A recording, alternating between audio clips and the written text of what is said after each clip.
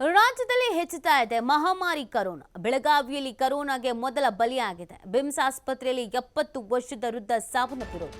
ನಿನ್ನೆಯಷ್ಟೇ Covid positive ಅಂತ ದೃಢಪಡಲಾಗಿತ್ತು. ತಡರಾತ್ರಿ ಚಿಕಿತ್ಸೆ ಫಲಿಸದೆ ರೋಗಿ ಸಾವನ್ನಪ್ಪಿದ್ದಾರೆ. ಬೆಳಗಾವಿ ತಾಲೂಕಿನ ಬೆನಕನಹಳ್ಳಿ ಗ್ರಾಮದ ನಿವಾಸಿ ವಯೋಸಹಜ ಕಾಯಿಲೆಯಿಂದ ಬಳಲುತ್ತಿದ್ದ ರೋಗಿ ಪಾಸಿಟಿವ್ ದೃಢವಾದ ತಕ್ಷಣವೇ ಕೋವಿಡ್ ವಾರ್ಡ್ಗೆ ಅವರನ್ನು ಶಿಫ್ಟ್ ಮಾಡಲಾಗಿತ್ತು. ಆದರೆ ಚಿಕಿತ್ಸೆ ಫಲಕಾರಿಯಾಗದೆ ಸಾವನ್ನಪ್ಪಿದ್ದಾರೆ. ನಿನ್ನೆಯಷ್ಟೇ ಕೋವಿಡ್ ಪಾಸಿಟಿವ್ ಅಂತ ದೃಢಪಟ್ಟಿತ್ತು.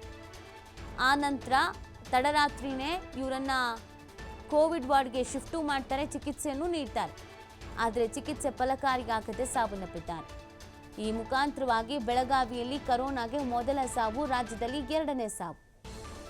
70 ವರ್ಷದ ವೃದ್ಧರು ಇವರು ವಯೋಸಹಜ ಕಾಯಿಲೆಯಿಂದ ಬಳಲ್ತಾ ಇದ್ರು ಅನ್ನೋದು ಗೊತ್ತಾಗ್ತಾ ಇದೆ. ಆರೋಗ್ಯದಲ್ಲಿ ಸಮಸ್ಯೆ ಇತ್ತು, ಆ ಕಾರಣಕ್ಕಾಗಿ ಆಸ್ಪತ್ರೆಗೆ ಕರ್ಕೊಂಡು ಬಂದಿದ್ದು. ಸೊ ಆಗ ಚೆಕ್ ಮಾಡಿದ್ದಾರೆ, ಕೋವಿಡ್ ಪಾಸಿಟಿವ್ ಅನ್ನೋದು ಗೊತ್ತಾಗಿದೆ. ಬಿಮ್ಸ್ ಆಸ್ಪತ್ರೆಯಲ್ಲಿ ಈಗ ಆಲ್ರೆಡಿ ಕೋವಿಡ್ ವಾರ್ಡ್ಗಳು ಕೂಡ ತಯಾರಾಗಿದೆ, ಸಿದ್ಧತೆಯನ್ನು ಮಾಡಲಾಗಿದೆ. 10 ಬೆಡ್ ಹಾಕಿ ಒಂದು ವಾರ್ಡನ್ನು ಸಿದ್ಧಪಡಿಸಿದ್ದಾರೆ.